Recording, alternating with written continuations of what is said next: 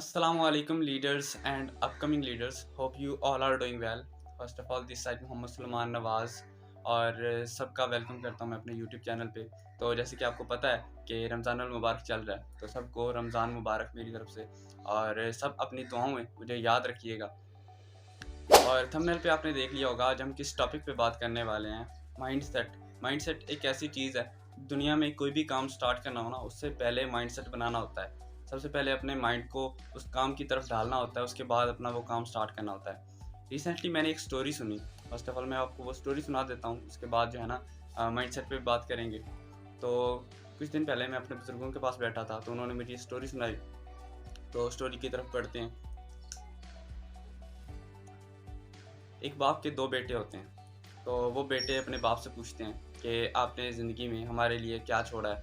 और वो फ़लाँ ने अपने बेटों के लिए काफ़ी कुछ छोड़ के जा रहे हैं, लेकिन आपने हमारे लिए क्या छोड़ा है। तो बाप कहता है मैंने आपके लिए काफ़ी कुछ छोड़ा है, लेकिन वो हमारे इस घर के नीचे दफन है।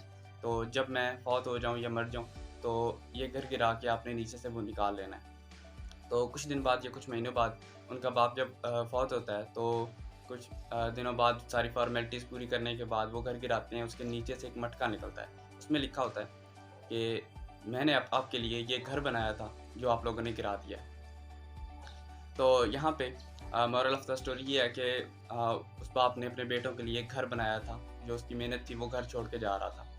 तो यहाँ पे माइंडसेट की ये बात है कि माइंडसेट, अब उस बाप का माइंडसेट देखा जाए, जब वो घर बना रहा था तब उसने नीचे मटका रखा, तब उसने सोचा था कि मुझसे ये सवाल होगा, मेरे बेटे जो हैं वो मेरे से सवाल पूछेंगे कि वो क्या छोड़ के जा रहा है।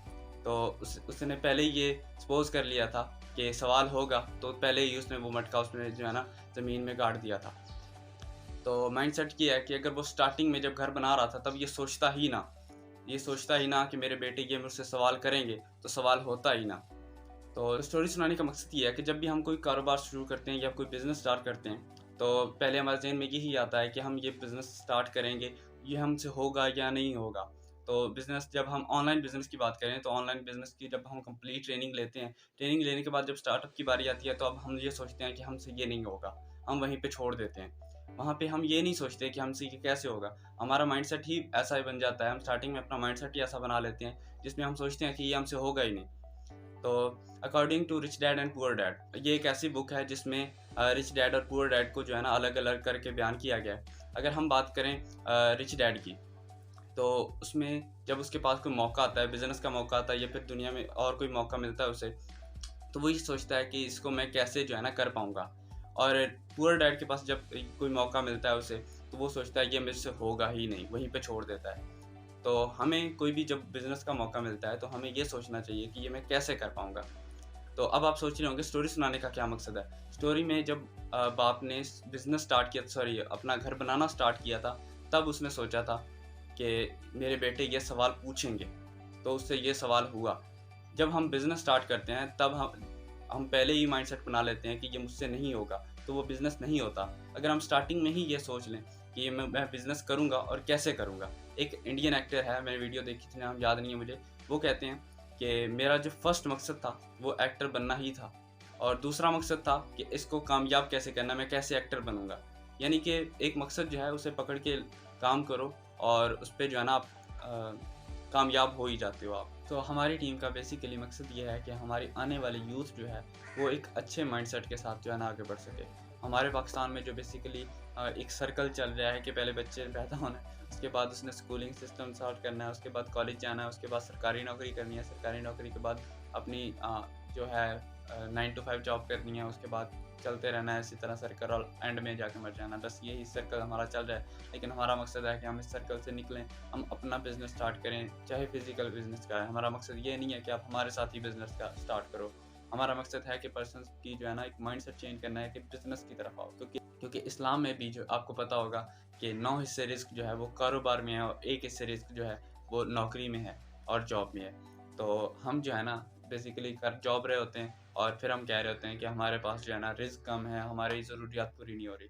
इस्लाम आपको बता रहा है कि 9 हिस्से रिस्क जो है हमने कारोबार में रखा है, लेकिन फिर भी हम जो है ना कारोबार की तरफ बढ़ते नहीं है, क्योंकि हमें उसमें रिस्क नज़र आ रहा होता है कि हम उसमें नहीं कर पाएंगे, हमसे होगा नहीं, क्योंकि हमारा स्टार्टिंग में माइंडसेट ही ऐसा बना दिया जाता है कि बिज़नेस को आप टाइम देना, बहुत टाइम देना पड़ जाता है, बहुत काम करना पड़ जाता है। पूरा-पूरा 24-24 घंटे काम करना पड़ जाता है। काफ़ी ज़्यादा बुरा माइंडसेट हमारा बन चुका है हमारे स्कूलिंग सिस्टम की वजह से।